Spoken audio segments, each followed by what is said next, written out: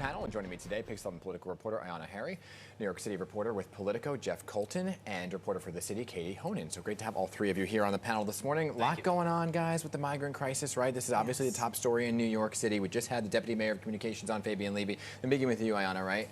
He's talking about this contingency plan. There isn't really one. We talked about this last week. What does the city do with all these migrants if they don't get the money and they don't get the work authorizations? Well, that's actually a question that Governor Kathy Hochul has begun to ask as well. We saw an attorney for the governor send a letter to the city raising what sounded like some alarm. The governor listed several options that they provided to the city where they could potentially shelter migrants that the city hasn't taken them up on. Now, the mayor pushed back and said those options really didn't work, but we're beginning to see the state become a little bit more vocal in expressing concern and showing interest in how the city is handling this crisis. So hopefully it seems like the state may be stepping up as there's this federal absence. It still continues. Well, it's almost like the governor is defending herself because the mayor is now saying, well, we need our state and federal partners to help with the situation. So she's almost saying, well, we're doing it. So you heard the interview, Katie. I know you were listening to the interview with the Deputy Mayor of Communications. What did you make of it? You know what he said, you can disagree without being disagreeable. I think both leaders are downplaying these really harsh words that they have for one another in court, in federal in papers that they're filing in court.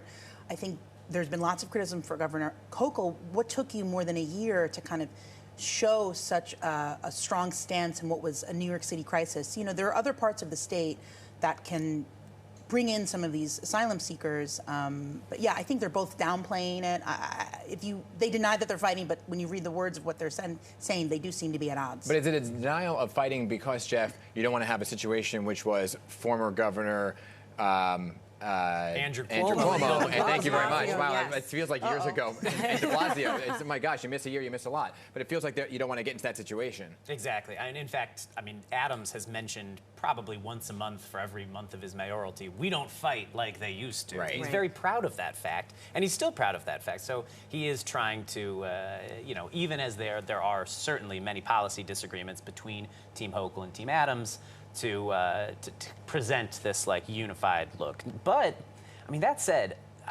there's been a shift in communications just in the past couple weeks where Hochul was not getting a lot of criticism, and she was kind of staying out of taking any responsibility for asylum seekers, for migrants. And it feels like just the communication strategy of like the mayor's office and people around the mayor has shifted somewhat, where they're like, all right, it's time to pressure the governor a little bit. Well, was it because they hired a deputy mayor of communications? I just feel like there's all of a sudden a blame game happening. Because we're heading into an election year, and this is going to be a talking point. You heard Congressman Dan Goldman on just a moment ago talk about whether or not Democrats are going to lose seats because of this. And look, the mayor has certainly been vocal and public with his pressure campaign on the president.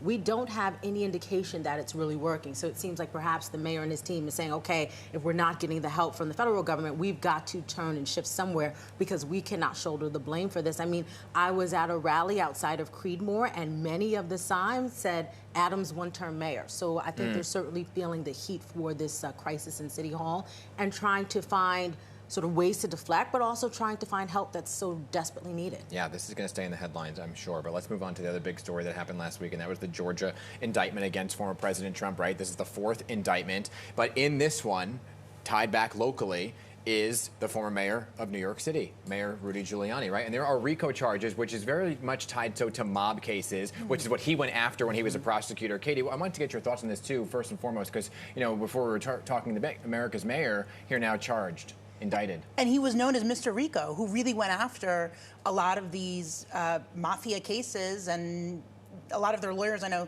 someone did an article about how Mr. RICO got RICO'd himself. It was brought a lot of joy to former mafia attorneys to watch this happen. What do they say? If you wait long enough, everyone kind of gets theirs, and I think that's how they're viewing it. But, you know, he knows it better than anyone else, but he's kind of gone down that whole defending former President Trump, and he kind of jumped on that ship, and that's the ship that he might go down with. I recently read this book, City for Sale. It was written in 1985, and it talks about how Rudy Giuliani was this golden boy prosecutor going after politicians.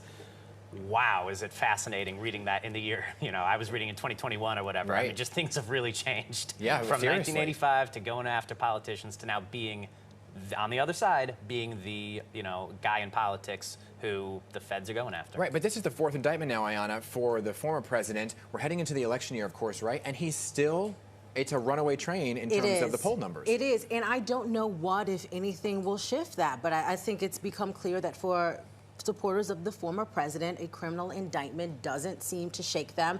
And it seems that his messaging, the messaging that the former president has, also the messaging that Rudy Giuliani has been giving out, that these are all political prosecutions, it seems to be resonating. Rudy Giuliani said this week, this is a free speech case, that Trump says he won, Georgia says he didn't. They're both allowed to say that in America. Now, legally, does that muster?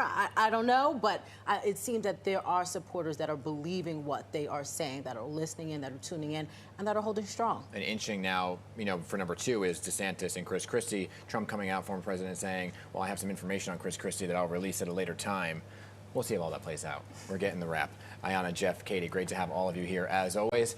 We'll be right back, everybody.